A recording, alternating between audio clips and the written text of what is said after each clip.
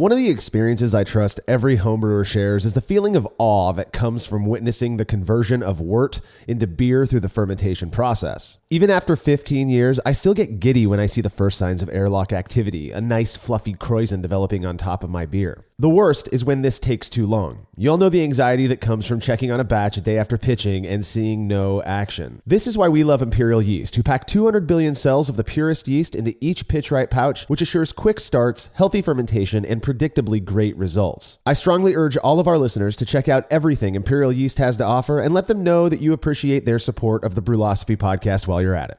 All right, on to the show.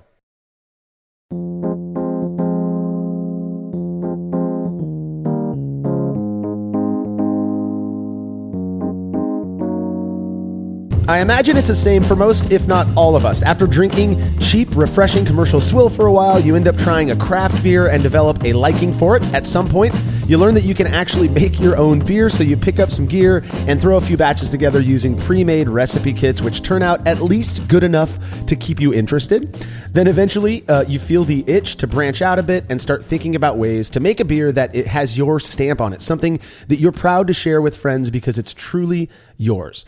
This is the Brewlosophy Podcast. I'm your host, Marshall Schott, and on this episode, I'm joined by contributor Cade Jobe from the Brew Lab to talk about our experiences designing beer recipes. So I had a lot of fun preparing for this episode because it's kind of interesting to, thinking about how you approach recipe design and how it's changed over the last, all the years I've been brewing. Mm-hmm. It's really fun. It's just kind of like a retrospective. I got to look back at what I used to do and what I do now. And even, taking a look forward at how my approach is probably about to change. I'm taking a class with Dr. Tom Shellhammer this fall and winter that's called The Chemistry and Biochemistry of Beer. So it's going to be interesting to see how recipe design, approaches with a more recipe design changes with a more like scientific approach to it. Yeah. But this was fun. I think this is going to be a lot of this episode is going to have a lot of cool information, and hopefully I plan to share a lot of stories. So I hope you do too. Hey, it's an experience episode, which is story based. So I absolutely have some anecdotal stuff to talk about. Now, I've heard it said umpteen times that brewing is a mix of science and art, and while we tend to focus on the former here at Brewlosophy, for the most part at least, I think it's safe to say, that we all, we all love the creative and artistic sides of brewing, which is certainly where recipe design comes into play. In my opinion, there is that blend of both, which I think is what keeps some of us very interested in this. Is that you kind of fulfills a lot of those interests. So I look forward to chatting about our experiences designing recipes today, Cade. And just a forewarning, we just got done with an Oktoberfest celebration, so I've kind of lost my voice a bit. Forgive me. All right, if you're a fan of the show and you'd like to receive a reward for your support, consider becoming a patron of Brewlosophy over at patreon.com/Brewlosophy, where you make a small pledge and receive rewards like access to unpublished contributor recipes, unique discounts at YakimaValleyHops.com, and an invite to a monthly live Q&A session with somebody in the brewing world. Coming up later this month, October of 2021, are a couple of my favorite people in brewing, Brad Gaines and Spencer Andrews from Crone Wolf Brewing Company. I know I talk about this brewery a lot, and if you're one of those people who's going to do the drinking game every time I mention it, take your first shot. And that's only because I love them so much. They are really good friends of mine. Plus, they make some seriously great beer. Both Brad and Spencer love messing around with weird flavor combos and ingredients, though they are also really great at brewing classic styles as well. Now, this is going to be a bit different than past sessions because rather than hosting the video from somewhere else, the guys are going to be joining me here in the studio, and I'll be the one lobbing questions at them.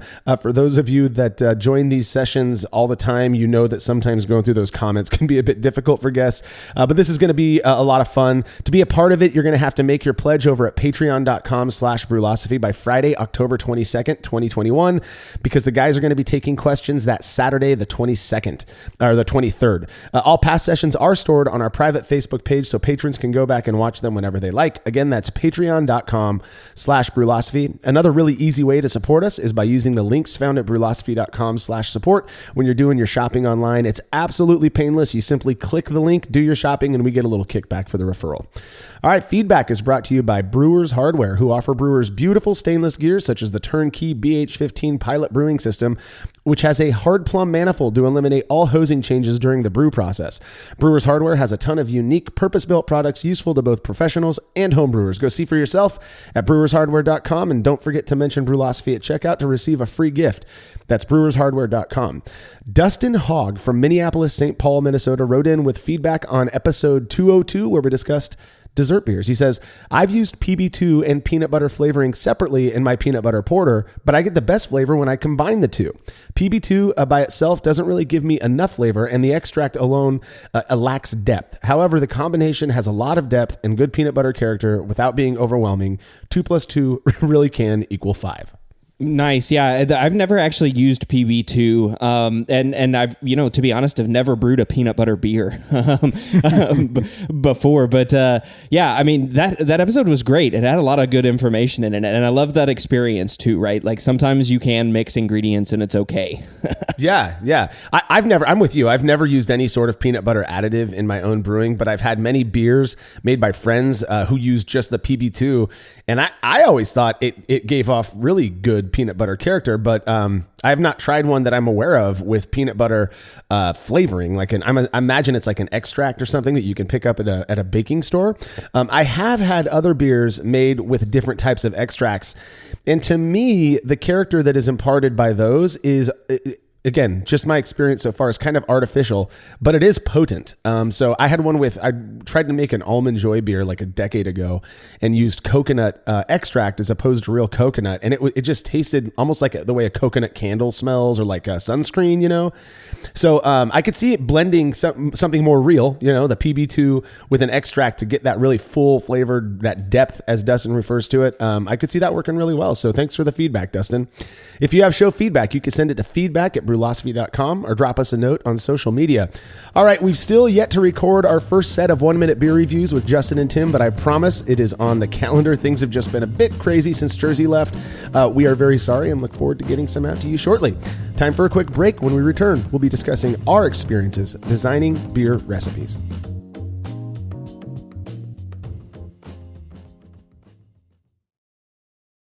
After a long brew day, the last thing I want to do is waste more time chilling wort. I've tried so many different options, and ultimately I settled on the super efficient immersion chillers made by Jaded Brewing.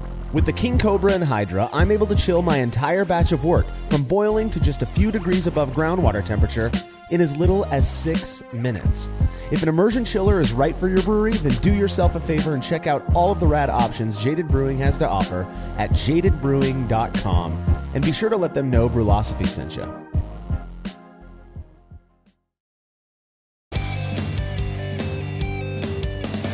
Compact and simple to use with a small footprint for brewing indoors, the Grainfather makes it easy for you to brew professional quality beers at home. The Grainfather is an all-in-one brewing system that lets you brew all grain beer in a single compact stainless steel unit. It uses an electric heating element and pump to maintain a constant temperature and to circulate the wort during the mashing and cooling stages. It also comes with a counterflow chiller to reduce chilling times and produce high-quality wort.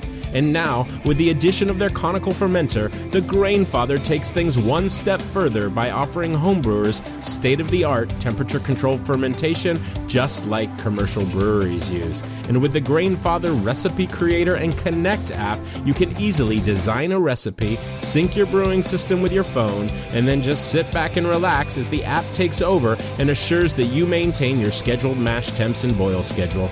Head to Grainfather.com to purchase your all-in-one brewing system today and to sign up for their free recipe creator tool. Once more, head on over to Grainfather.com, that's Grainfather.com, and get started today. Family-owned Atlantic Brew Supply is the largest homebrew shop in the Southeast. No gimmicks, no multinational corporate overlords, and no BS. They offer exclusive malts, yeast, and more from local artisans, as well as award-winning recipe kits. They also sell professional brewing gear and cask equipment from sister companies ABS Commercial and Cask Supply. Most ingredients are available by the ounce, plus Atlantic Brew Supply has an on-site calculator to help you craft your best brew. Orders are processed same day, and 2-day shipping is guaranteed for East Coast customers. Get 15% off your first order using promo code BREWPOD. That's BRUPOD at AtlanticBrewSupply.com. Craftmaster Growlers takes traveling with and sharing beer to a new level. Made from heavy-duty stainless steel, Craftmaster Growlers are double-wall insulated and can keep beer cold for up to 8 hours. Unlike typical growlers, Craftmaster Growlers come with a swiveling tap and fully integrated CO2 regulator cap, allowing beer to stay fresh for 2 weeks or more. The square design takes up less space and will fit in most refrigerator doors, and every Craftmaster Growler comes with a 1-year warranty. There are 64 and 128-ounce versions available over at craftmastergrowlers.com.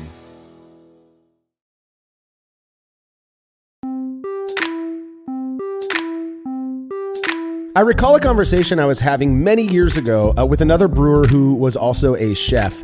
We were talking about how some brewers seem to have the ability to make near perfect examples of every style. Locally, I have a friend who sadly no longer brews, but was amazing at it when he did. And the style didn't matter. He'd make a German Pils, American IPA, Potter's beer, and they were always amazing. I could say the same about a few commercial breweries, for example. I feel like Firestone Walker, Russian River, they can just do no wrong. Every beer of theirs, regardless of style, it just fits the bill. To me, they're perfect, perfect examples of these styles. What's the secret? Well, spoiler alert, I don't know, but I have been brewing long enough to have developed what I feel is a solid approach to designing beer recipes. Cade, I'm curious, at what point did you feel comfortable moving away from pre-made recipes and coming up with your own? That's an interesting question, because I would say maybe I have never moved away from pre-made recipes. That's not exactly true, right? Because, I mean, certainly whenever I first started, right, that was all pre-made recipes. I mean, I started with a Mr. Beer kit, so I didn't even have to buy the ingredients. It just all came in a package, right? And then you just mix it all together, and you have beer, which is, a fascinating way to start brewing. But since then I have expanded out of my horizon. I'm generally not I guess I consider myself more of like a recipe finder, not creator. And then I'll make tweaks to it. But I don't know, is that kind of your experience too, or have you had something different? I know what you're talking about. You go find a recipe and then good example would be IPA, right? And you're like, well, this looks like a great grist and hop bill. I don't have those hop varieties, so I'm going to tweak it by adding my own hops, but more or less I'm going to stick with the recipe that's already there. I think we've all done that, right? There is something about starting from scratch and creating something. And then one of the things that I used to do is I have the Brewfather app on my phone, and I still do this sometimes when I get bored, is I'll just open it up and I'll have an idea of ingredients and start plugging that in. And then I'll see what style it fits, right? I kind of have a good idea at this point in life and in my brewing life. But that's one of the ways I started kind of designing my own recipes. I wanted to do my own recipe design right off the bat in the beginning. I wasn't terribly concerned with making perfect examples of a specific style or anything like that. And I think I've told the story before that the first recipe I ever designed all on my own, which was likely, the base was probably influenced by, a recipe that my local shop had at the time or something like that. But it was a caramel apple amber ale, I believe. And that was another one where I used extract. I used both caramel and apple extract, and it was absolutely awful. That beer came out gross, and that was only my third or fourth batch, I believe. My first batch ever was an Irish red ale made from a kit, and then I think I made an American IPA from a kit, and that was like a classic Pacific Northwest hoppy bitter American IPA. And then my third one was this caramel apple amber ale that I ended up giving away in exchange for free cable from a buddy of mine. So yeah, that's so much like my experience, right? Whenever, because I the first time I did my own beer, I can't remember it, but it was really early, right? Like fifth or sixth batch maybe. And I just sort of designed a beer from the ground up, with like pale ale, and then added in, malts and then hops, and like came up with this, what I thought was going to be an amazing pale ale, and it just wasn't. It was kind of a crappy beer. And maybe that's what sort of, pushed me in the direction that I've sort of continued to do, is I don't do a whole lot of experimenting with like totally new recipes. I've heard that story, I don't know how many times, of like people that, the first beer that they just sort of walked into the homebrew store and started picking up ingredients and then made a beer and it won a gold medal or something. That's crazy. And that was just just not me. Like I've never been able to sort of see the big picture when designing a recipe, or at least I wasn't whenever I first started. I think now I could do it. And I now, anytime I'm making like an experiment beer, for example, that's generally always, a recipe that I designed from the ground up, but that took a long time for me to get to. I think there's, that what is that phrase? Experience comes with age, and I don't know that age is necessarily the thing, but maybe like experience comes with practice or repetition or having done it so many times that you can kind of start to pick things out and figure out, oh, this is going to taste great with that. Well, I think there's an element of being able to design a recipe that requires, for lack of a better term, kind of knowing how to speak the language. And what I mean by that is, we know, after brewing for, nearly 20 years, you kind of get a grasp of like how much of a certain malt that you like, or that, you can get away with using without making a gross tasting beer. A good example would be like crystal malts, and I know for a 5-gallon recipe that no more than about 20%, which is still high, but for certain styles, you can get away with using anywhere from like 5 to 20% and have that malt, impact the flavor of the beer. I know I'm not so new to this that I'm going to make a beer that's 100% crystal malt. That's something that somebody who's just getting into designing their own recipes, a mistake that they might make. And there's just pieces of understanding the language is how I think of it, that really help and really do inform my approach to designing recipes these days. It is very rare nowadays. 99% of my brewing now are recipes that I'm doing all the short and shoddy beers for the most part, and I'm designing those recipes from the ground up. Now, I might look back at old recipes that I've made before, because I've pretty much brewed almost every style out there, over the last 2 decades, and I might use those as kind of a jumping off point, but even those recipes were designed from the ground up based on my understanding of the language, if you will. Yeah, there's 2 really good points there: understanding the language and then picking from other recipes, right? So what you mentioned earlier, there's starting with a recipe that you find online or in Brewing Classic Styles with, Zanishev and Palmer or something like that. And there's like finding that recipe and then, maybe tweaking for the hops or the grains that you have on hand. And then there's looking at, 5 or 6 or 10 or 3 or 2 recipes and sort of picking out what you like from those recipes, right? And to do that, like you said, you kind of you have to understand the language of the recipe. And that was, I taught an intro to homebrewing class, and one of the topics that we discussed was, designing recipes. And one of the things that I talked about in that class is you have to understand how the ingredient maybe, it affects the ultimate beer. How the process affects the ultimate beer. And that, we're going to spend some time talking about that today, but you have to understand that language, right? And you got to understand what is, for example, when Zanishev and Palmer in Brewing Classic Styles, say, add 10 pounds of pale malt, for a, 5-gallon batch of, blonde ale or something. Mm-hmm. Yeah. If you don't know what pale malt is, or you've never had pale malt, you don't know how to change that, right? And then what does 10 pounds mean, right? Like 10 pounds to them was something on their system, but it may be totally different for us. But understanding that language, understanding, how you can tweak things, I think is super important, and something that a lot of people just don't spend a lot of time on. Some people just jump off. Yeah. Well, and what I'm thinking is more the person who's just getting into designing their own recipes, or who has the interest, but it kind of feels like they don't know where to go. If you don't understand what base malt is and what those various base malts are, I can't tell you how many times I still hear people referring to Munich malt and Vienna malt as specialty malts. Those are base malts, that you can use those for 100% of a batch. Now, you're not going to get the pale ale that you might be looking for, but they're wonderful malts, and they are base malts. So just understanding that language, point 1, I think is important. Here's my first real anecdote for the show here. I have a twin brother, and about 8 or 9 years ago, he lives in Buffalo, New York. I live all the way out here, in Fresno, California. And so we are the entire country apart from each other. Well, we had planned a trip out there, me and my family, to visit his family. And he had, in the month leading up to it, he was like, dude, I want to brew with you. I want you to teach me how to do it. And so I gave him a list of all of this stuff, right? All the gear he needs to go buy. He got it all. He had a great local shop there in town. And so he picked all that stuff up and I showed up. It was all ready to go. So we brewed a batch and it was a IPA recipe, very simple IPA recipe that I designed. And he didn't question it. He just wanted to have an IPA in bottles to drink. And so that's what it was, a Simcoe-based IPA. I'll never forget that. And I get home and he cracks open that first bottle. You know, I walked him through the bottling process and he did all that. He cracks open his first bottle. It's clear. It's delicious. He's super pleased with it. And he says, I want to make my own recipe. And I said, that is awesome. Why don't you design the recipe? I forget what brewing software he was using, but he designed it in there and then he shot me the PDF off. But before I got the recipe, I said, but I want you to explain to me every ingredient that you're using, what you're hoping to get from that, right? Now, I didn't know what to expect. I'd kind of talked to him a little bit about my own philosophy when it comes to, designing recipes.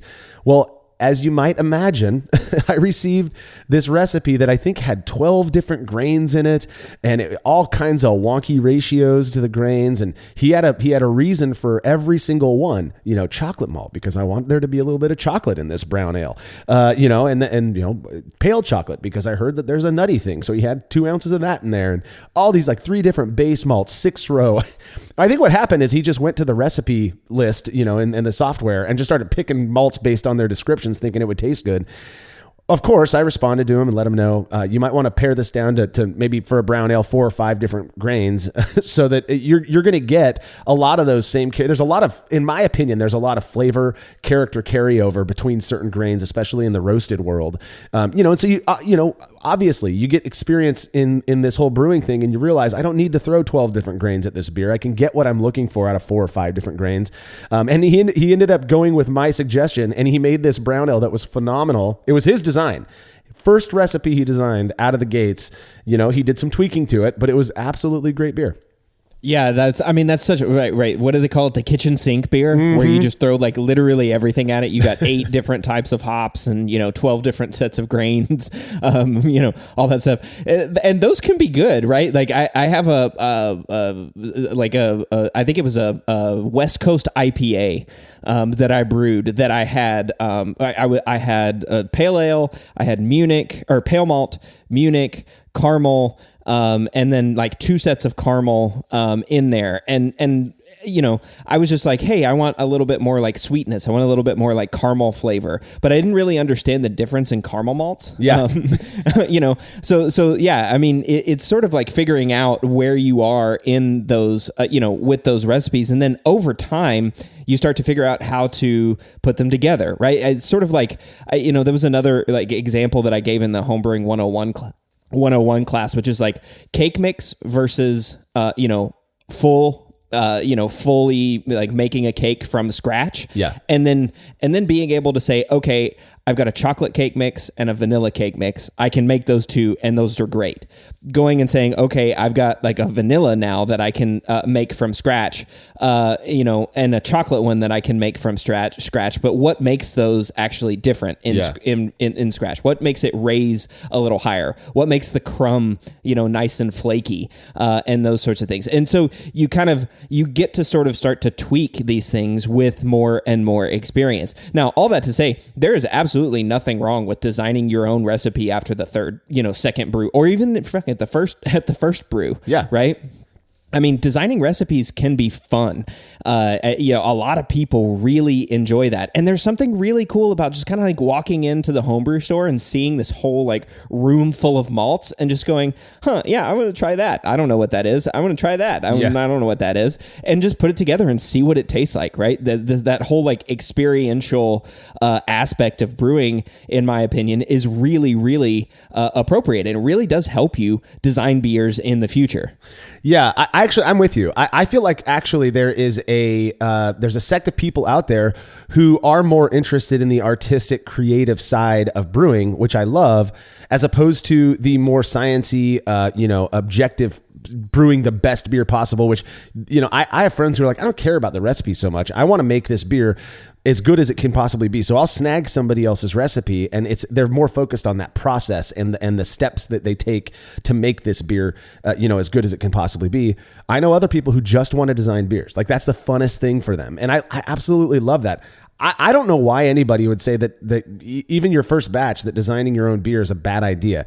If you are willing to take those risks, which I happen to be the type of guy who is, and I'll tell you some stories about risks that came out good and those that maybe didn't come out so good when it comes to designing recipes, then just do it. I mean, at the very worst, you might have to dump a $30 batch, 5 gallons of beer, and that's okay if you want to take those risks. You hit on something right there that is just so important in terms of designing recipes. You may have to dump a batch, and that's okay, right? I feel like this is a great story. So I think it was my second or third all grain batch, and I was chilling. I had cooked it on the stove, boiled it on the stove, and I was chilling it in my sink. All right, and so I had like an ice bath with water in my sink.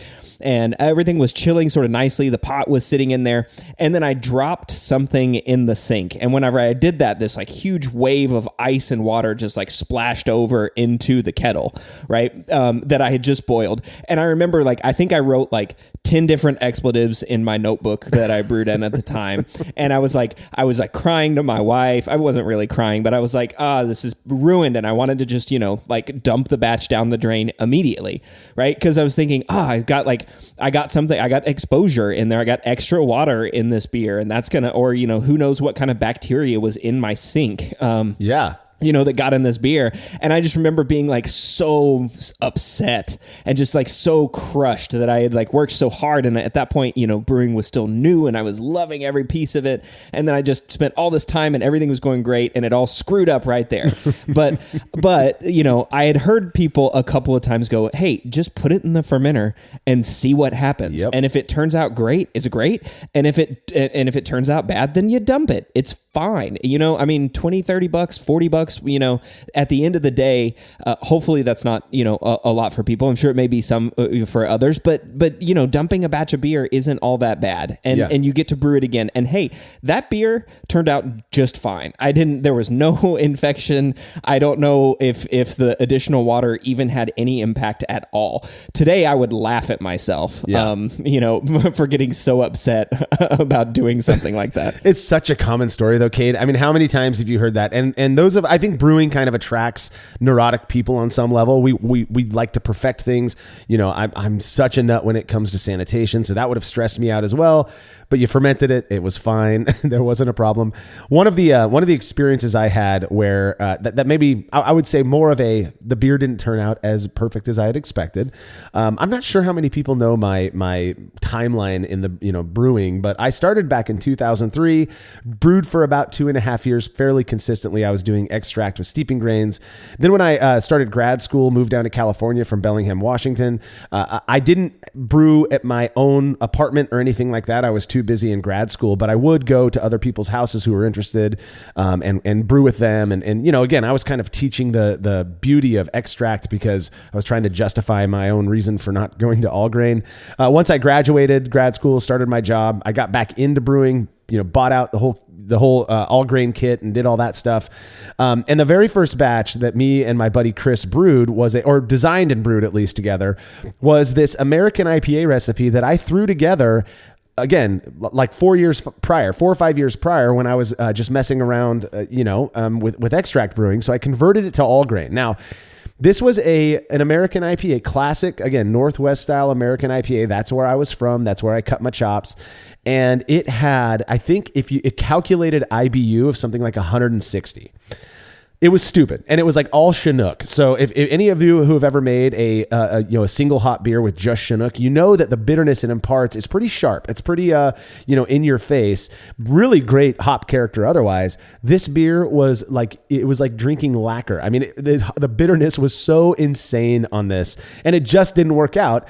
Everything else about it was all right. I felt like my grist was pretty good. The fermentation profile was solid. I think we used Cal Ale or something like that. But yeah, that was one of those times when my want to design my own recipe and serve it to people and be proud of it just didn't really work in my favor. I remember my uncle, who otherwise just drinks Coors Light, he had a glass of it and was like, what in the world? I could strip the paint off my deck with this stuff. Yeah. That's interesting too, because there were a couple of times that I've had recipes like that where I've wanted to put get as much bitterness or something in as I could, but I spent I guess part of my brewing life with the Austin Zealots there in Austin. So I had a lot of people that I could go and ask questions of, right? Like if I wanted to brew a super bitter beer, I might go ask Dan or Ricardo or somebody that's in Austin Zealots, hey, what do you think about this? If I brewed with this, and they might say like, no. Or if I was going to brew something like sour or with smoke in it, Chad, I might ask him and say like, hey, what do you think about this? And they go, no. or they may say, hey, yeah, it sounds good, brew with it and see what comes out. But that influence from others is really a big deal in terms of how you learn to design recipes. And honestly too, having people taste your beers, yes, right? Like how important is that? Being able and having the I don't know if it's confidence or it's just like the maybe no butt hurt philosophy of having people just rip your beer apart, because that can happen. But most of the time, most people are really nice about it and they just want to help. They just want, you've come to them with a problem and they want to give you, honest feedback that improves your brewing experience. Yeah, we will absolutely, if we haven't already, we'll do an experience episode on dealing with feedback from other people. I think that's an important topic to talk about. But like you said, when I think about what has informed my current approach to designing recipes, the influence from other people is a huge one. And that doesn't just mean, hey, here's my recipe, what do you think of it? But like you said, serving a beer that I created, maybe I just had this kind of spark of creativity and I designed this recipe and I want people to taste it. And then their feedback on that beer will also kind of either kind of validate the approach that I took to designing that recipe, or if the beer didn't turn out very good, I might make some changes to the not just that recipe, but the way that I approach designing recipes. That's a big one for me. And it's not because I want to yield to their preferences or anything. I'm trying to build this gestalt, right? I've got the influence from other people, my own personal opinions on the process and on the beer, all of that stuff. And I'm not going to lie, another huge influence on the way that I've come to design recipes these days are results from our experiments. We often talk about how, our approach to brewing hasn't necessarily changed a ton because of experiment results. But when it comes to designing recipes, there are quite a few experiments out there that either confirm or kind of call into question some of the ways, that people might approach brewing. I can't tell you how many times I've heard people say something like, you can use pale malt or maris otter. They don't taste any different anyways.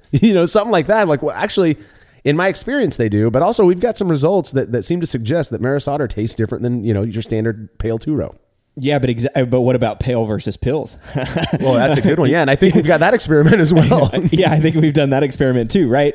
But it's really cool too to just discuss these things with people, like experiments and the results and how that has impacted their brewing philosophy now.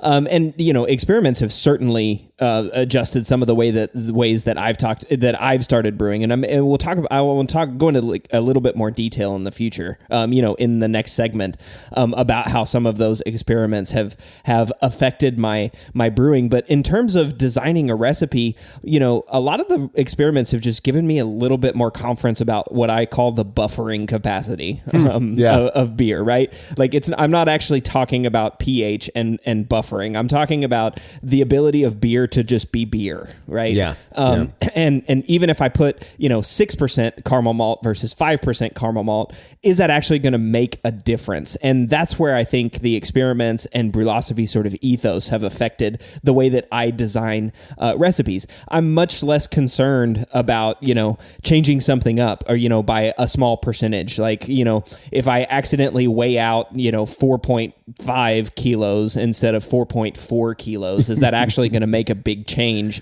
and make a difference? And so some of that too is like how just sort of the philosophy of brewing has changed as a result of experiments. Yeah, that's such a good point. The kind of I still stick to pretty precise measurements and stuff like that, but I'm with you. Oh, yeah, like I'm sure, not. My buddy Chris, we were designing a recipe. I kind of gave him the task of designing a pale ale recipe because he had certain preferences that he was learning about, as we were brewing, and he was getting into craft beer. And so he designed what ultimately became the Smiling Sky Pale Ale, and it's really, really good beer. I was real proud of him for designing this one. Well, I remember when we were going over his initial iteration of the recipe, he was like, there was like 3.5 ounces of a certain crystal malt or whatever. And I said, well, you could just take that down to like 2 ounces or 3 ounces. And he goes, yeah, I was wondering about that, but I see all these recipes out there and it seems like the ratios really matter to people, and I said, you could do 3.5 ounces if you want, right? But you could also make it easier. But then he goes, but why does it even make it easier? You're measuring it out anyways, right? So there is that kind of weird thought process there. Like at what point do you start to kind of simplify the process? And I think looking to professional brewers, I was just talking with Brad and Spencer yesterday at their Oktoberfest party. They go by the bag or by the sack. They're not going to measure out such precise amounts of grains. If they're 2.5 sacks of such and such a grain will be perfect. And so they're not like weighing out 25 pounds. They're just cutting the sack in half and pouring the grain in the hopper. You know what I mean? Right, exactly. I was going to chuckle at that, and I'm glad you brought that up because when I see these recipes that are like 96.1% pale malt, and then 4.3%, Munich or something like that, it's funny because I always chuckle because that's most likely somebody just rounding to a package, right? And like, especially if you're using a commercial beer, and there are some scale too, right? Like obviously at 5 gallons or a 20 liter batch, maybe 0.1 kilos would actually have a difference. But at a 20 barrel batch or something that's that size, the extra grain that you have from a third of a bag may not make that much ultimate difference in your entire recipe. But I always chuckle when I see those percentages, 96.1 or 4.3 or 3.6 ounces, because I'm like, really? Did you measure 3.6 versus 3.5? Yeah. Or did you do 3.6 versus 3? And you just really liked 3.6? Or, oftentimes it's like, hey, I screwed up whenever I was measuring that out. I measured out, 4 ounces or, 4.3 ounces of hops instead of 4 ounces of hops, like my recipe said. And I was just too lazy that day to put it back in the bag. So I updated the recipe to 4.3 ounces and that beer tasted great. Right. Yeah. Been there, done that for sure. You mentioned a word earlier that I want to kind of maybe finish up this segment with, and it was the kind of your recipe design philosophy, which again, I think encompasses the entire approach that we take currently. I'm wondering, are you the type who starts with a defined style and when you're so what I'm trying to do is get as far away from the actual recipe as possible to the start of a new batch, right? Do you think, oh, you know what? I want to have a Saison on tap. And so I'm going to go design a Saison using a standard approach to, a Saison recipe in terms of grains and hops and all that stuff? Or do you ever start with like an open blank slate and then just start adding stuff and then figure out what the style is from there? What's your typical approach? And I wish I could do the latter, right? Like I wish I could just start with a blank piece of paper and just start like writing, I'm going to do 4 pounds of pale malt. And then I've got some crystal over here. So I'm going to add, a couple ounces of crystal and then start going, hey, and I've got this yeast, or maybe I should use, and then I can make this Belgian, or maybe I'll make this like pseudo Belgian weird, crazy, weird thing. I wish I could do that, but that's never been the way that I've approached recipes. I'm generally always like, I'd say 95% of the time, going from a style. Hey, I want an IPA. Hey, I want something hoppy. Hey, I want something malty and sweet. Hey, I want something refreshing and crisp. I want something, I want an American lager. I want to make a Bud Light clone. I want to make a Kolsch, for example. That's one that I spend a lot of time. I want to make a raspberry Belgian beer, or I've got these prunes or plums that are wild on my dad's ranch, and I want to make a plum Belgian ale. So yes, I think 95% of the time I'm starting with what do I want to brew, and that may be a style, right? But most often it's just like, what do I want to drink, and then how do I get to that point? And I really do wish I could just start creatively. There are a bunch of brewers. There was a guy that I knew in Austin who loved doing that. And he'd just sit down and he'd start writing. And he'd start with the malt bill, and he'd start writing his malt bill. And then he'd start writing, hey, these hops would pair well with this malt. This yeast would look great. And he's like, stands up and he's like, and I'm like, what'd you brew? And he goes, I don't know, but it sounds good. I can relate with that guy. That I would say that about 80% of my recipes start with a specific style, and then I build it up from there, trying to match the style description. I've no shame admitting that. I'm not necessarily married to styles, but I do think they're really helpful. And there's something to me, kind of just the romanticism of brewing a style that's been around for a long time, I think is kind of cool. But then there are other times where I do like your buddy in Austin. I'll just open up, again, Brewfather or whatever, and I'll just start adding stuff that I think sounds good together, and I'll brew it. And probably the most popular example of that is Tiny Bottom Pale Ale. That was a recipe. I got that WLP 090 was the first time I'd ever seen it. So this was years and years ago. And I wanted to prop up a big slug of yeast for a double IPA I was making. And so I opened up my brewing software and just kind of built this recipe thinking, if anything, it'll be drinkable. I'm not going to ruin it, ruin the batch, but we'll just see how it works. I mean, it's got like 11 ounces, about six, almost 7% Vienna malt, which is like, I don't even know why I did that, because I doubt you even taste the impact of the Vienna malt. It's got 5% Victory malt. It's got both Crystal 60, Crystal 15. The hopping is Perle in the middle, at 25 minutes. It's bittered with Magnum, and then I hit it with Fuggles at 10 and 2 minutes. I mean, it's just a weird recipe that ended up being one of my favorite that I've ever made. And it was kind of started off as just an experiment to see what would happen.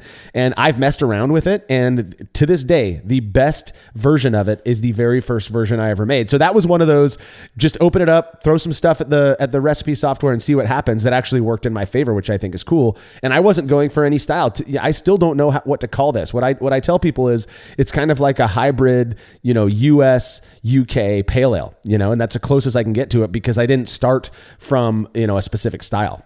Yeah, exactly. And there's so many stories of people that have done that, right? I have so many people that I talk to that brew that have just said, hey, no, I just wanted to sit down and design a recipe, and that was it. I wasn't trying to do anything. I wasn't trying to make a specific type of beer. I just wanted to put some ingredients together that tasted great. There's so many stories of people that do that. I'm usually more goal oriented in brewing. So I usually start with a goal. What do I want to brew, or what am I trying to do, right? Am I trying to tweak this Kolsch recipe? Am I trying to make it just a little bit better?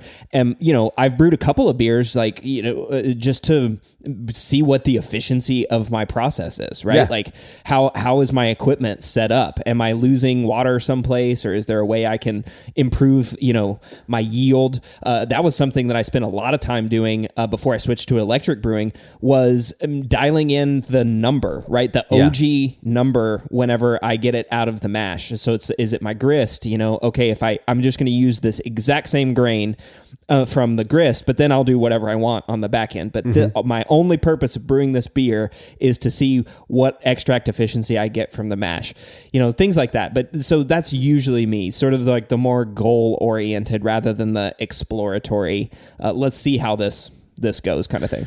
Yeah, and I think another philosophy that I hear about a lot that I wouldn't necessarily say that I adhere to too much is just the goal of creating something new, right?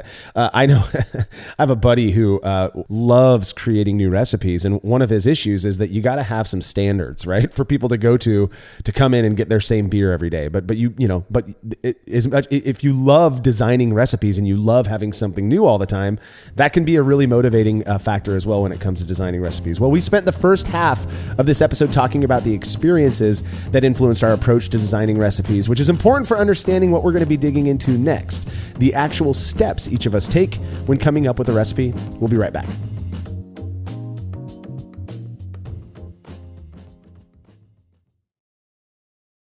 There's no denying that stainless steel is the best material for brewing equipment, and Delta Brewing Systems offers some of the lowest prices on high-quality stainless gear, like the Firm Tank, which in addition to holding 8 gallons or 30 liters of wort, comes with a domed lid to even further reduce the chances of a messy blow-off. Plus, it can hold up to 4 psi of pressure for closed transfers. Delta Brewing Systems also has their own line of brew kettles, as well as one of the lowest-priced all-in-one electric brewing systems out there, and their prices are shockingly low. If you're in the market for legit stainless gear that won't break the bank, do yourself a favor and head over to deltabrewingsystems.com today.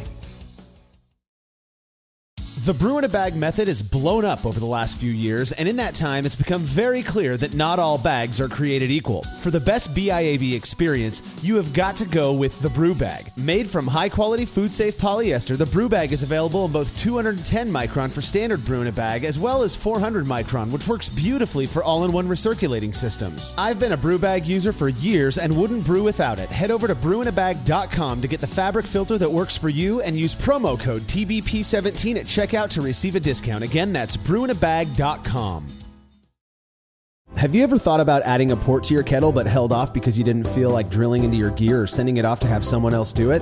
From the makers of the world's fastest counterflow chiller, the exGEERience, comes the Hangover, the easiest way to add extra ports to your kettle as well as countless other options. Mount a faucet to your keg for easy portable pouring. Set up the perfect whirlpool arm. Hold a heating element in place. All of this and so much more without permanently modifying your gear. Manufactured right here in the United States, the Hangover offers brewers too many convenient solutions to list here. So head over to exGEERience.com today to see what the Hangover can do for you.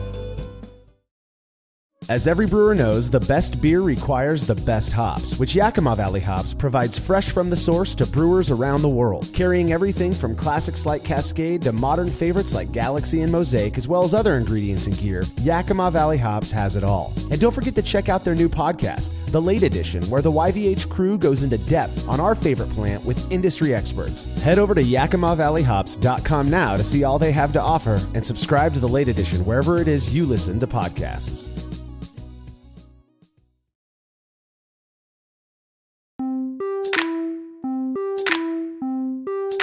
I suck at drawing. I can't paint worth a damn, and while I do enjoy writing songs, you won't be hearing any of mine on Spotify anytime soon. I have no qualms admitting that I've never really been the artistic type, but once I started designing my own recipes, I felt like I could finally relate, at least on some level, with the feelings I've heard artists talk about when they create something new. To this day, starting a brand new recipe in Brewfather is still kind of exciting for me. Cade, let's start from the very beginning, the point at which you've settled on a style, or in air quotes style, if that be the case, and you need to come up with a recipe. Where do you start first? So yeah, I mean, once I've decided on the style, like I said earlier, I'm more of a recipe finder than like a recipe creator. So I usually won't sit down just like with a blank slate. Like, say I want to brew a pale ale. I won't just sit down and start going, okay, let me put a little bit of this, put a little bit of that, put a little bit of that. Most of the time what I'll do is kind of like my approach to cooking, honestly, is go and find a source that I trust or that I think looks good and read through, maybe read through several recipes and kind of come up with something that's interesting. And actually, that's sort of, this is kind of an aside, but it's a good one. There's this website called Sally's Baking Addiction. If you are baking anything, you literally need to go to that website first and just brew whatever she says you need, or bake whatever she says you need, because that is amazing. But, or like Alton Brown for Food Network, right? Like those are places that I go whenever I'm cooking something, right? And so I kind of do the same thing whenever I'm starting from a batch of beer. So I might go to Brewing Classic Styles, or I might go to How to Brew or Designing Great Beers, or I might, search on a BYO magazine, or I might search like craftbrewing.com or something like that for a recipe. I might even go to the BJCP style guidelines and say, okay, what are the characteristic ingredients of this style? And sort of go from there. But I'm usually starting from some place that's not just sort of me pulling it out of my butt to try to like come up with this recipe. But generally always at least starting with the ingredients from there. Yeah, when I'm basically the same for me nowadays. Usually, I've brewed so many batches. I'm well over, I think, 600 batches at this point. And so I kind of have recipes that I know I like that I've made before. So I almost always use my own recipes as jumping off points at this, nowadays. And I always start with grains. And I figured what we could do is kind of go through our thought process when it comes to these specific ingredients. And then we'll break down the process we use as well. And just our thought process about that. So when it comes to grains though, the first thing I ask myself, and I think makes sense, is what exactly am I looking to get out of the grain or the malt that I'm going to be using in this beer, or for what kind of of malt character do I want in the beer? And that, again, is largely based on my own personal experiences with different base malts. So where do I want to start with this? I remember thinking when I learned, when I understood that Vienna malt was a base malt that could be used at 100% of the grist, thinking, well, but yeah, it's going to taste so rich. It's going to have so much. No, Vienna malt has its own flavor and it's wonderful. But if you're looking to add a little bit more malt character to, say, an American pale ale, Vienna malt's a wonderful base malt to use at up to 100% of the grist, and you can make a really fine American pale ale with something like that. But you have to understand what that Vienna malt in this example is going to impart or is going to contribute to that beer that you're making. That's going to be different than a pale 2-row. So that's where I start first is what exactly am I looking to get out of it? And then I might go and say, well, what is more stylistically appropriate as well? If I'm making a German Pilsner, I kind of want to use Pilsner malt. There are many reasons why. That being said, I have a buddy who only uses pale malt in all of his Pilsners because he thinks it gives a more grainy character to it, Yeah, for sure. And when you're thinking about what you want to get out of the malt, right? This is a big one. And I talked about this in my Homebrewing 101 class again, is understanding there's essentially 3 huge categories of malt, right? Base malt, crystal caramel malt, and then roasted malt. Mm-hmm. All right. And I kind of thinking about malts in that way really helped me whenever I started to, explore making adjustments to recipes, not just, making new recipes, but base malts are where you get your sugar from. And that's a really easy way to think about this. So if you find a category that says base malt, that's where you're going to get your OG and your alcohol. Yeah. All right. And so what you want to get out of a beer, is say I want a 5% pale ale, like you were talking about, then I want to start with some sort of base malt that's going to get me enough sugar to get to a 5% ABV. Yeah. Or if I'm trying to hit a specific OG, like this is one of the things when you take recipes out of somebody's book or out of some other place, you find a recipe on the internet, that OG is really important to me, right? Because that's sort of saying, hey, here's where I started with my sugars and here's where I ended. This is my, ABV or something. Yeah. Because you're also going to have to adjust grains for your system. And grain, because each system is going to brew differently. Every system's going to have a different efficiency. So whenever you see something online that says 10 pounds of grain or 5 kilos of grain, it got me an OG of 1.050 or 1.045 or something. Mm-hmm. That was in that person's system. Exactly. Right? Yep. 10 pounds of grain for me is totally different. And I know this because you and I, we've seen each other's back end on Brewfather and Beersmith. I don't like the way I said back end there, but that's okay. We can I was wondering the same, but whatever. Hey, we've seen each other's back end, Cade. That's okay. It's fine. We've seen each other's, efficiency setups on Brewfather and stuff. And so my system is different than your system. We can brew with the exact same recipe and get a different beer, yep. Right? Just because of our system differences. So when you're looking at grains, those are also things to keep in mind is where am I going with this beer? Where's my OG and where's my ABV and what am I going to get out of my system? Yeah. I mean, there are so many experiences I've had where I have a friend, Sean, who was brewing, he was kind of doing like a modified fly sparge type of a setup in a cooler, back in the day. And I think that's still how he brews today. Fantastic beer. And he gets really freaking good efficiency, right? I mean, again, he's getting kind of that 80% brew house efficiency fly sparge thing. Whereas, when I was doing no sparge or batch sparge back in the day, I would take a recipe from him. And one time I didn't even think about it. I just presumed we brewed similarly. Well, I get like 8 points lower than he does in brew house efficiency because I was doing batch sparge. And I made this beer that was supposed to be an IPA that ended up being kind of a session pale ale because I use the same exact grain amounts, but my efficiency was lower. So understanding, again, that's a part of that language, understanding that it's okay to toss in some more Pilsner malt or pale malt to bring that OG up to where you need it to be to fit within the style that you're looking to make, right? And I think that's super important. Speaking of grain amounts, how do you approach your doing your grain amounts? I kind of have a weird way where I still use the actual amount, but I also then kind of double check it with the percentage of that grain, in the grist. So this is one of the ways that what I call normalize recipes is percentages, right? And that's what I've started doing just straight amounts, right? Like the recipe says 10 pounds, so I'm going to buy 10 pounds, and I'll make adjustments as we go. Yeah. Like I'll add some, malt extract or something if I'm too low, or I'll add water if I'm too high. But now I generally do everything in percentages, and there's a reason for that. And that reason is because percentages are sort of approximate. And I like that, right? I like knowing, okay, 90% pale malt and 10% Munich is my go-to base for an IPA or a hoppy beer. I know that beer works every time. And so then I can adjust my OG and ABV for whatever I'm making. If I'm making a pale ale, that's a different ABV and OG than a super hoppy IPA that needs an alcohol backbone to it. But I can still know, okay, I still want it, 90-10. And that's how I can sort of normalize that recipe, that base, grist over a range of recipes. I know that I like, this standard thing in Vienna lagers. I know I like this percentage of these grains, this caramel, and that sort of helps me if I'm changing batch sizes or if I'm changing recipe, changing style, whatever. Yeah, I'm with you on that.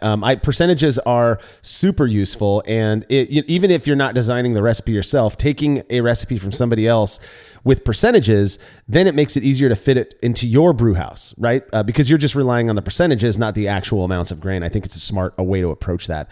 In terms of hops, the biggest thing is selecting the variety that you want, right? And then where you want to use those hops. Those are the two kind of aspects that I focus on when it comes to hops. I'm kind of a traditionalist, I'll admit it. If I'm making a British beer, I will typically stick with kind of traditional British hops, I tend to prefer Fuggles. I'm one of the 0.5% of people who like Fuggles more than EKG. And so I'll use Fuggles in a traditional British beer. I might sprinkle in some EKG as well. I very rarely make substitutions. It's not because I'm dogmatically adhering to classical styles. It's just because I feel like, I like these hops anyways. They've worked well for hundreds of years. I'm going to stick with that. Now, that's not to say I won't take a kind of like what we refer to as a domestic analog of, say, Fuggles or whatever, which maybe I'll use some Cascade in a English special bitter, something like that, or a strong bitter, and that'll work well too. It's not something that I tend to do very often. Now, when I'm designing more modern beers, things like IPA and whatnot, I love messing around with different hop combos. That to me is another really creative thing where you might discover a combo that hasn't quite been done yet, or at least that you haven't tasted. That is just phenomenal. You take something like Sabro and Brew One, and you have a pina colada beer. I mean, you can really get some cool flavors by messing around with those combos. Yeah, exactly. I would say I'm probably more like 60% traditional and 40% substitutions these days. I guess maybe it's from looking at all the spider diagrams of different hop flavors, right? Because you can sort of start to group hops together by similar flavors. Like I would say maybe like Citra, Amarillo, Mosaic. Those flavors are very similar. I'm probably not going to put those in a Kolsch, but maybe I should try that, like a little Citra or a little Amarillo Kolsch. But then you couldn't call it a Kolsch, man. Right. You don't even get us started on that. I know. But the same thing applies like for a German beer, right? German beers, I like noble hops in them, and I like that, and I know that I like that. So I'll generally brew with just noble hops. But that, like I said, that's 60% of the time I'm doing something like that. But a lot of hops are so similar, right? That you can make changes. Like you said, putting Cascade in an English bitter may not make a huge difference. I mean, EKG and Cascade, that's pretty different, right? Those hops are pretty different, and they're probably going to have a different character. But you can also adjust the amount of hops that you add. So say, I want to brew a British ale this weekend. I don't have time to go to the homebrew store. I know I'm not going to be able to brew for the next 6 weekends if I don't brew this weekend. So I've got to get something in the fermenter this weekend. I've got Cascade on in my freezer, but I want to brew a British ale. I'm going to use Cascade, right? And I'm going to maybe just use a lower amount, or maybe put it in at a different spot, right? I might just put it earlier in the boil, so that it doesn't have as much of that citrusy, fruity character, right. At the end. And I'm certainly not going to dry hop with it, or probably not, but there's all these sort of little nuances that you get to do with hops that I just love. Yeah, there are, and this is very rare for me, but there are a few styles, classic styles at least, where I just cannot peel myself away from the hop style that's supposed to be, or the hop variety that is supposed to be used in that style. And the one for me is Cal Common. I have had like people like, oh, it's a Cascade Cal Common. Well, then it's just a Cascade amber ale, that was fermented with a unique yeast. To me, Cal Common is defined by that Northern brewer hop character. So there are some styles like that where I'm just kind of a jerk about it, and I stick to the exact way it was supposed to be done and all of that stuff. You mentioned timing of your hop additions. What is your kind of perspective on the classic, bittering at 60, flavoring at 30, aroma at 15 minutes in the kettle? Do you still adhere to that? Is that kind of the I guess the rubric you use when it comes to deciding on where you're going to hop the wort in the kettle? Let me give you a really awesome answer. It depends. And I would also add to that too. I don't know. I really don't know. Okay. So I've read Scott Janish's book, The New IPA, which is just a amazing resource for hopping, right? And it talks about everything from thiols to when to add to, New England IPAs versus West Coast bitterness, all of that. And it's all justified with just a huge amount of literature, of academic resources, and brewlosophy articles and experiment are referenced in the book, so it's sourced from a huge amount of places. And to be honest, I just don't know. There's so much out there and so much data out there. I would say I generally approach the bittering at like 60 minutes, 30 minutes, 15. I generally do that. But again, that's probably more like a 60-40. Like if I'm going to put a bittering hop at 60 minutes, flavor hop at 30, and an aroma at 15, and then also add Whirlpool to that discussion for New England IPAs, or even, beers that I just want to have a little bit more fruity or hop character. But yeah, I'm generally staying pretty consistent to those things. My rationale for that is not so much that it is something that you have to do. It's just sort of what people have done in the past. And there's so many other options, right? If you think about the number of hop varieties out there, I can put, 50 different hops as bittering hops, 50 different hops as flavor hops, 50 different ones as aroma, as Whirlpool, as dry hop. And I can change all of those things. And to me, it sort of gets overwhelming if you start to think about it that way. So I'm usually very style dependent and very usually traditional on those. Where I will change things up is, like I said earlier, if I have Cascade, the recipe calls for something fruity, but I don't necessarily, I know it's not going to add as much in a dry hop as like Citra would. If I'm substituting for Citra, I may have to add more Cascade earlier or later, depending, to get sort of a similar flavor, if that makes sense. Yeah, it totally makes sense. This is one of those areas that I have been heavily influenced by something that we do, which is the Short and Shoddy series. For those who are familiar with Short and Shoddy, the longest boiling that we do, boil length is 30 minutes. And we've done some that is as minimal as, I think, 20 minutes in the boil. I've got a red IPA on tap right now, made Short and Shoddy style, boiled, mashed and boiled for 30 minutes. And the thing is just as bitter as you'd expect. It's got great hop flavor. It's got great hop aroma. And I did dry hop it. And that, if we have maybe, unique techniques to dry hopping and whatnot. But this is one area where I've kind of thrown the whole 60, 30, 15 thing into the wind, because I don't see it as being necessarily helpful, right? You can easily, if you've got you have to remember, This idea was kind of developed in the time where a high alpha hop was 8% AA. Like that was crazy, hoppy. Or bitter. If you got something that was in the 10% range, holy moly, you don't use that for anything but bittering, right? I mean, that was kind of the idea. Now we've got, most of the modern popular hops, Citra and Simcoe, and even Amarillo, which is a relatively low AA compared to those other ones. Those are all high alpha hops that can get used for bittering, flavoring, aroma. And how many many beers have you had that were just hit with a Whirlpool edition? I know you've had plenty, because that's the way a lot of these New England IPAs are getting brewed these days. They're still flavorful. They still have a lot of aroma. So to me, my approach to kettle hopping, at the very least, isn't necessarily based on bittering flavor and aroma, though I absolutely do consider the bitterness, I would say almost more than anything else, that the hopping in the kettle is going to contribute, because that to me is kind of key. I hate flabby beer, and so I need to make sure that I'm getting the bitterness that's there. That's a big focus for me. Yeah, for sure. And you gave some really great style examples there, right? If I'm trying to brew a West Coast IPA, I'm not going to add 100 grams or 4 ounces of hops in the Whirlpool, right?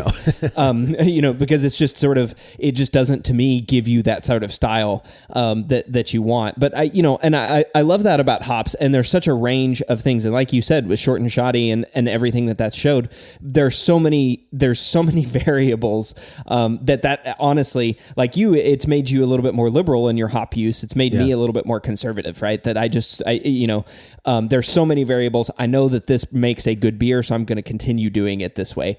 But one of the things that I change regularly, and this is probably the one that I think has the highest impact and is the easiest to adjust, is the yeast. Yeah.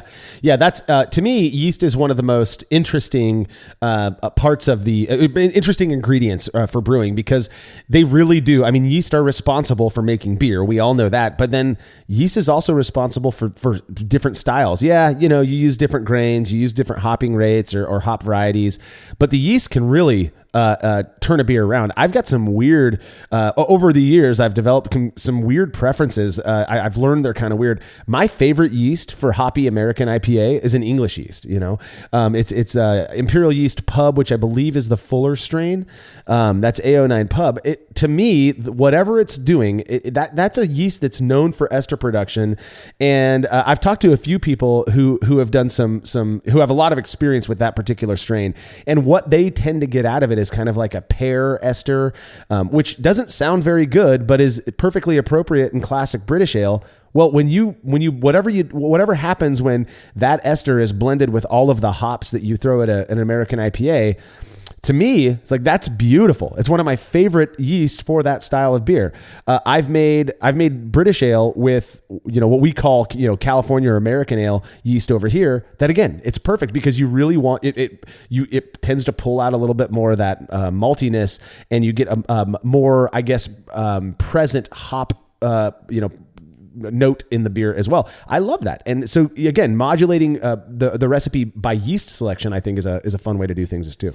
Yeah, exactly. And I'll say about yeast, I think it takes a while to understand what the yeast sort of adds to the beer. Like you're saying, you like pub and you like that in American IPAs and pale ales, because of what it adds. Yeah. I like Chico and Flagship, or if I'm brewing a New England IPA, I like Juice because I really like that fruity character that comes out of it. I like the crispness of Chico, Flagship in those, in pale ales. I like it to not have as many of those esters. But that's sort of you and me. One thing that I would say about yeast is it's been my experience. So, for example, I haven't done this, but I would guess, like, if I were to change around Citra and Simcoe, right, in a hop bill, maybe in the dry hop. Say the recipe calls for Citra, but I don't have it, so I'm going to substitute Simcoe.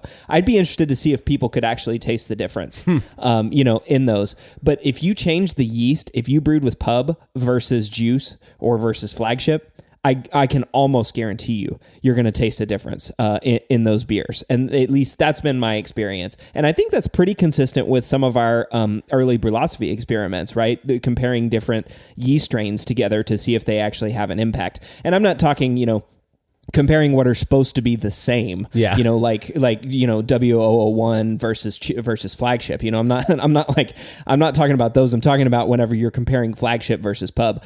To me, that's what has the biggest impact, in brewing. And all that's to say, I'm not afraid to use like Harvest in a pale ale, right? No. Harvest is a German lager strain. I'm not afraid to use that, but I know Harvest is going to give me a different character than pub or even Flagship, right? And that may be something that I want. So to me, this is like probably the highest impact change and the easiest to adjust. I mean, because that yeast is just doing so much to the beer that I think it has like sort of the biggest impact in where you go and sort of defining a recipe, how the beer actually turns out. Yeah, yeast is such an important component to a beer's recipe. I absolutely agree. Another really important one that I don't want to get too into the sticks on because we've already got an entire episode on water quality, on water chemistry. This is one where when I'm designing a recipe that's not short and shoddy, I know people have their complaints about the fact that I just sprinkled gypsum into the water, but that was kind of an old school approach that people used to take. Water chemistry is huge. So I'm not going to go into too much detail on how I approach it because I think it's similar to how most people do. I do not go for a regional water profile. That is not I actually believe from things that I've learned over the years that, Burton-on-Trent has such hard water. I guarantee you breweries in Burton-on-Trent right now are using, they're just like breweries here. They're likely starting with RO water or some sort of filtered soft water, and then they're adjusting it back up. They're not all using, super hard water these days. And so and maybe I'm wrong about Burton-on-Trent, but I know that that's the case in many regions. So what I like to do is start with my base water, which I know is really soft, and then build it up based on the style and what I'm hoping to get out of it. Is it going to be higher in sulfate because I want that crisp drinkability? Do I want a more warm malty character? I might go higher in chloride. But that's, water chemistry obviously is important. We've kind of drilled that one in over the last couple of years pretty hard. Yeah, exactly. And that episode that you and I did a couple weeks back, that was a really good one. So I would say just check that out. I won't beat a dead horse with what we talked about there in water, but yeah, I'm doing just like what Marshall said, starting with a water profile and then making adjustments to it to get whatever I want out of that beer. If I want it, sharp, or if I want it more round, all of those sorts of things that we talked about in that episode. Yeah. The next thing that I'd like to finish up on is brewing process and how we kind of approach thinking about it. Now, just general comment. I actually don't think that there's too much about specific brewing processes that contribute hugely to a beer's character. So we're not gonna dwell on this stuff, but I do think, we can go over kind of how we approach thinking about specific aspects of different parts of the process. First one obviously is the mash. My process these days is full volume, no sparge, brew in a bag. That's just what I do. So obviously that is going to inform decisions that I make later on down the line. But in terms of temperature selection, I mean, it is such a strongly held belief that, if you have a beer that finishes with a high FG, it's going to be sweeter. Lower FG is going to be drier. We have done a number of experiments on mash temperature, and just to clarify, we know that mash temperature determines FG. If you're going to mash warm, you're going to get a higher FG and thus ostensibly a sweeter beer. And if you ferment cooler, 148 to 150 F, you're going to get a drier beer because that FG is going to be lower. So many of our experiments have questioned that. It would seem that the long chain dextrins that are left over in a high mash temp wort are actually imperceptible, at least based on our data. And there's some actual research out there that seems to confirm that as well. So what I'll usually do is I'll start off with 154 degrees Fahrenheit as my kind of central line. This goes for every recipe. That's my default. And then I'll adjust my temperature based on how much alcohol I want in that beer after designing the recipe. So after I throw all the grains in there, I might go and say, you know what though, I want this one to be a little bit lower alcohol. Rather than removing grains, which is going to remove flavor, I'm just going to bump up my mash temp to 156, right? Or 158.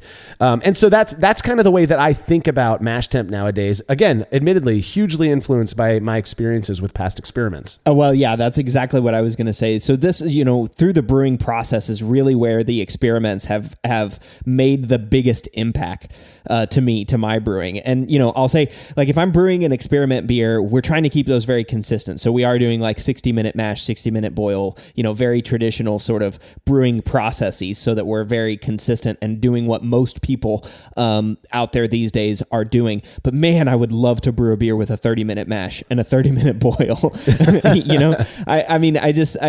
I've just seen this enough times, and I've seen a bunch of papers out there, right? Like scientific articles have been peer reviewed and published that talk about you get full sugar extraction within, 20 to 30 minutes out of a mash tun. So why are we mashing for 60 minutes? Like you said about temperature, I give that a little bit of thought. In terms of mash processes, temperature is probably the thing that I actually think about. Mash length, I just want to get like to 30 minutes, but if I'm brewing an experiment beer, then obviously I'm at 60 minutes, just so that we have consistency. But temperature is really the only thing that I kind of give thought to. It's basically either 30 minutes or 60 minutes in terms of length. I guess I should go ahead and say that and clarify that, right? Temperature though is one of those that I'm like, okay, I do want it a little bit more, I want a little higher or lower FG, but even that I really don't give much thought to. The difference, I think, between 152 and 150 may not be all that big of a deal, right? 158 to 152, yes, maybe. But that's one of those things that is low on the priority list in terms of whenever I'm designing a recipe. Yeah, absolutely. And I didn't touch on the mash length thing, but we know, I think it was Kai Troyster years ago, did a really wonderful project where he showed that, after about 15 minutes, you're getting massive amounts of conversion in that first 15 minutes. And then from 15 minutes to, I believe it's 25 minutes or something like that, you're still getting conversion, but it's going much slower. And then once you hit that 30-minute mark, it's all, maybe you'll eke another percentage or two of conversion out, but over, from 30 minutes to 60 minutes, but it's really, inconsequential. It's not a big amount. And so, I love the whole 30-minute mash thing. When I'm brewing a non-short and shoddy batch or just something for fun, I'll still almost always do a 60-minute mash. Or what I'll do is I'll start the mash, and if my timer goes off at 30 minutes, I might be in the middle of something else and I just don't worry about it. I'll go for 15 minutes. Maybe I'm ready to pull my grains out, and so I'll do it at 45 minutes or something. It's just not something that I worry too much about. In terms of mash temperature, that to me is less a thing of sweetness and dryness and more a thing of amount of alcohol in the beer. And so that's kind of the way that I think about that. Boil length, not something I'm terribly concerned with. We're pretty convinced these days that given the modern, how hot modern malts are, that DMS really isn't a huge issue as a function of the boil. We know that it's there. We know that SMM exists and that it's going to, convert into DMS during the process. It just seems that it readily leaves the wort fairly quickly in a decently vigorous boil. And so I will never really boil for under 25 minutes. And that's only because in doing so, you have to throw a lot more hops at it so that they're in the wort long enough to isomerize fully. And I just don't want all that vegetal matter in my wort. And that's one of the reasons that these days when we're brewing short and shoddy beers, they're all 30-minute boils is because at 30 minutes, I can get the bitterness I'm looking for without having to throw too many hops into the wort. And again, has nothing to do with the actual boil length. It's just a preference of mine not to have that much vegetal matter in the beer. Right, exactly. And the only other thing, I agree with all that in terms of boil length. The only other thing I would add about boil is like worrying about trub. I really don't give a crap about trub anymore. If I get trub in the fermenter, even if I get all of it, like there's been a couple of times where I just wasn't paying attention or something and all of the trub went into the fermenter. I don't care these days. There was so much talk about that. I feel like 6 or 7 years ago about like, oh, you need to rack clear beer. I really don't worry about trub when it comes to boil.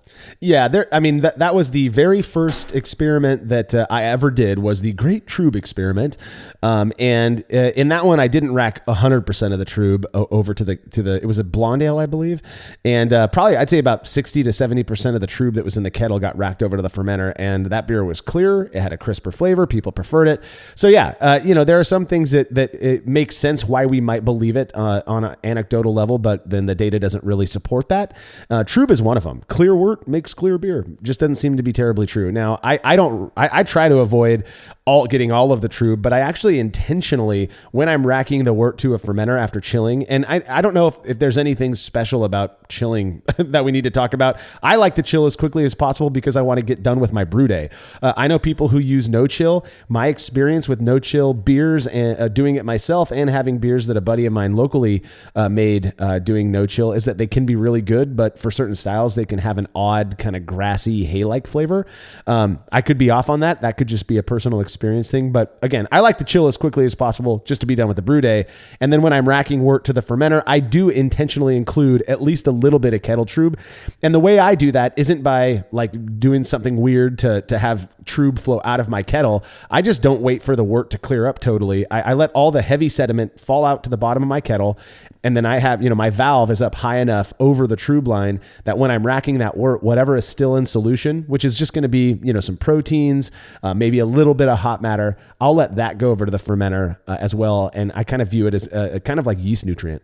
Yeah, exactly. I'll kind of start a whirlpool while I'm chilling, right? So either if you've got a pump, you can do it, or otherwise just get like a whisk or a spoon and just create a little vortex in the center of the chiller if you've got an immersion chiller. Yeah. I usually do that, and that's really all that I do to try to avoid kettle Trub. And you're always going to get some, or almost always going to get some into the fermenter. Yeah. So yeah, and same thing with chilling. The only thing I'll say about chilling, having done a couple of no chill batches relatively recently, I do think it is important for clarity. I think there is something there in terms of clear beer coming from a rapid chill, but I haven't done any experiments on that. So and I'm not sure exactly what our experiments. I think we have done some experiments on it, but I'm not sure exactly what the results were. But that's just sort of an anecdotal experience for me. Yeah. The no-chill thing is cool. You don't hear about people doing it nearly as much these days, at least in the States. I'm sure it's still very popular in Australia. So when it comes to fermentation, this is a big, again, we could go down so many rabbit holes with this one. We have done so many experiments on fermentation temperature, largely the ones that have influenced my approach to recipe and brewing is with the lager yeast that we've done. We've shown, I believe, L17 Harvest and then Que Bueno from Imperial Yeast as well do seem to temperature does seem to have an impact on the character of those beers. So if you're using those yeasts, just understand that if you're going to ferment cold, you're likely going to get, at least based on our data, a different characteristic than if you were to ferment warm. The thing is, in those, I've used both of those yeast at cooled and warm temperatures, and I tend to think the ones fermented warm taste more lager-like. So my approach to fermenting lagers, when I'm designing a lager recipe with a traditional, Saccharomyces pastorianus yeast strain, I'm usually fermenting at 66 degrees Fahrenheit these days because I really like that's 19C, but I really like what that temperature does for those yeasts. And I know that there are dogmatists out there who are going to call me out and think I'm stupid for it. I can easily ferment at 50 degrees if I wanted to, or 10C. I actually like the beers that I make fermented warmer better, and they're not more estery in my experience. And we've got data for specific yeast to kind of back that up. I will typically choose, for the most part, 80, 90% of the time, a style appropriate yeast. So if I'm making an English beer, I'll usually the yeast that I'm going to use is going to be an English strain, unless I'm doing something fun and unique. But that's kind of my take on fermentation. Yeah, I mean, so fermentation or temperature selection is usually time dependent on me. Like you said, I've brewed both. I've brewed Harvest at warm temperatures and cold temperatures. That's probably the one I have the most experience with. Yeah, they taste different, but hey, guess what? I like them both. Yeah. So maybe the one that's fermented a little bit warm tastes a little bit more lager-like than the one that's fermented cold. But I like them both. And so it's usually time dependent. How fast do I want to drink this beer? Can I let it lager for a while? Do I have the space to let it lager is often an issue. Or can I just ferment this thing at 66, 68 Fahrenheit, 19, 20 C and just have a lager in 2 weeks? Yeah. And that's usually where I'm at whenever I'm using the lager. Can I get this beer in my glass as fast as possible? Yeah. But like you, I'm usually picking a yeast that is style dependent, but I will say I'll put an asterisk or a caveat right there saying it's style dependent so long as I have the yeast on hand. That's a good point. And if I don't have the yeast on hand, it's more usually just like, what do I have? Okay, this is fine, and then we'll do that. We'll put that one in there. I'm not gonna be too upset if a recipe calls for harvest and I pitch with flagships. I'm not going to be too upset about that. So yeah, whatever I've got on hand is usually what I'll brew with. And I know, especially for people that are harvesting yeast, right? Like that's a big one for them too, is they may use the same strain for every beer that they brew, right? For like a sort of house strain. And that's totally appropriate and totally okay. If that house strain produces the kind of beer that you want. Yeah, that you make a good point that I didn't mention earlier. And oftentimes the start of my recipe design process is going out to my fridge and seeing what yeast I have on hand. And that will be what ultimately helps me to decide, well, okay, what style do I want to brew? It's usually based on whatever yeast I have on hand. So now, okay, carbonation. This is it doesn't seem to be nearly as focused on these days as it was about 10 years ago, where if you're making a British beer, it's got to be down in that 2 volumes of CO2. Whereas if you're making a Saison, you got to be up towards 3 volumes. American styles are somewhere in between there. I'm the weird guy who just carbonates everything to the exact same volume of CO2, in part because I like carbonated beer. So I aim for about 2.6, 2.7 volumes. And my thing is this: if I'm making an English ale and I want it to be less carbonated, I would rather pour a more carbonated version of it and have the control over shaking that up to get to the exact point where I want to drink it. I would rather have that than an undercarbonated beer that you can't really carbonate more on the fly. It's funny. You said you're weird apparently for keeping everything the same carbonation, but maybe I'm weird too, because that's exactly what I do. And I think also some of that too is a little bit of laziness, but more just like the system, right? To carbonate beers to different PSI, you've got to have a bunch of extra equipment. Individual regulators and things because most of my beers are sitting in my kegerator and they get drunk, right? Yeah. Or drank. I don't know the actual past they get tense consumed. of that word. They get consumed. Yeah. And so all the beers in there are probably going to be sitting at the same PSI because I don't want to spend, the money to buy, 4 different or 5 different regulators to be able to control the exact PSI of each beer. Some people do that, and some people would say like, hey, I want an English beer to be lightly carbonated, and I want that English beer sitting in the fermenter or in the kegerator right next to an American IPA or American IPA that's super carbonated. Yeah. And that's totally fine. And I think that carbonation does play a role in recipe design. But to me, carbonation, at least in my system, doesn't really have an impact on how I design the recipe, right? Yeah. It can play a role, but at least in my practice, it doesn't. Yeah, I'm one of those weirdos who does have a secondary regulator. So I've got your standard primary regulator that goes on, that connects to your CO2 tank, and then that goes into a 3-way secondary, so I can individually control the gas to 3 different kegs. I don't do that for carbonation purposes necessarily, or for differences in carbonation. I do it so that I can burst carbonate batches without having to mess with the pressure on the other kegs. So they are way more expensive than your standard gas manifold. But to me, it's valuable because I like having that much control over things.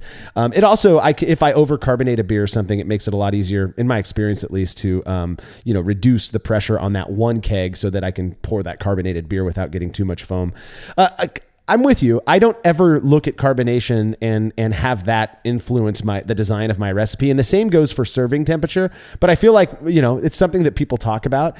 I serve all of my beers at the same temp, and I cannot tell you the number of times people used to talk about how you got to serve it at cellar temp, or you got to serve it warmer than blah, blah. I would rather serve a beer that is 36 degrees Fahrenheit, which is 2 degrees C or something, and let it warm up on the bench, then serve a warm beer that maybe somebody wants it colder. I like cold beer, and so that's my thing is I serve everything. I keep my fridge, my kegerator at 36 degrees Fahrenheit. And then if I want a beer to taste, to be warmer because I think it's going to taste better, then I'll just let it sit on the counter for a few minutes. Yeah, I mean, this one's sort of similar as carbonation for me. It's sort of my equipment. It's limited by my equipment. Again, like my taps, I have one kegerator with 4 taps on it, and so my beers sit in there, and so they're all going to be the same temperature. Yeah, exactly. I'd love to have an English bitter, that was just like at cellar temperature out of a beer engine, but I don't have a beer engine, and I don't have a way to control a cellar to 55 or 60 degrees for the most part, right? To set one beer apart from the others. So mostly I'm just having everything set at whatever refrigerator temperature is, 36, 38, 3 or 4 degrees Celsius. And that's what I'm serving all of my beers at. But again, serving temperature is not one that influences my recipe design all that much, so it's a component of brewing that I think about, whenever I maybe, am serving a beer or when I've got a beer that I want to get bottled, into a competition or something like that. But it's not gonna change too much. It's more just sort of like a processing variable at the end. Something that I might change. I may increase the carbonation on all of my kegs if I want some more carbonation in the beers or in one of the beers, just because it may not matter too much for the other batches if they're slightly more carbonated. But that's more just like a personal preference for me, personal preference and packaging question. Exactly. Yeah. I think we're in the same boat on that. So, well, Cade, I think that pretty much sums up our experiences and thoughts on designing beer recipes, and which you and I both have plenty of experience with at this point in our brewing world. Any last words before we sign off? No, I hope that this was actually interesting for people and they got some information from it. I feel like it was mostly just me like talking about our experiences. But again, that's the point of this episode. So hopefully it was good information. Yeah, it's certainly one that we've been asked about a lot. And so I'm glad we were able to tackle it. Don't forget to check out our new podcast, The Brew Lab, where Cade takes you into the lab with real brewing scientists to discuss fascinating research they've done on our favorite beverage. And remember to head over to brewlosophy.com to stay current on everything we're up to. The Brewlosophy podcast is made possible by the generous support of our sponsors, as well as all of our rad listeners. We seriously could not do this without you. Cheers to everyone who has subscribed and left a review of our show. It makes a huge difference. If you haven't yet, please consider doing so. Head over to brewlosophy.com/support to view a list of ways you can easily help us to continue producing this podcast. If you want a reward for your support, visit patreon.com/brewlosophy. Thanks again for listening. We'll be back next week with another episode of the Brewlosophy podcast. Until then, think beer. Start off the morning with some hot tea, lemon and honey, cause it suits my throat. Put some herb in the bowl, yeah, it's homegrown. Ain't gotta go through the middleman, no.